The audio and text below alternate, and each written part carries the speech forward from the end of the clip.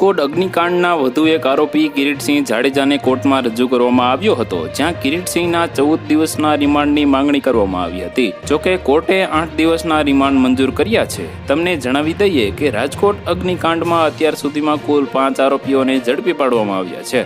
Game ઝોનના partner અને આરોપી કિરીટસિંહ જાડેજાને ક્રાઇમ બ્રાન્ચે judicial magistrate first class BP ઠાકરની કોર્ટમાં રજૂ કરવામાં આવ્યો હતો.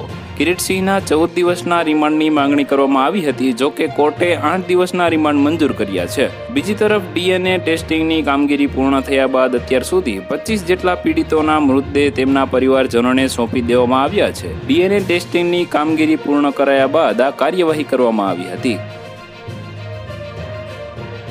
તો વધુ માહિતી મેળવવા માટે ચેનલ સાથે જોડાયેલા રહો. વિડીયો પસંદ આવે તો લાઈક કરી દેજો. ચેનલમાં નવા છો તો સબસ્ક્રાઇબ કરી દેજો.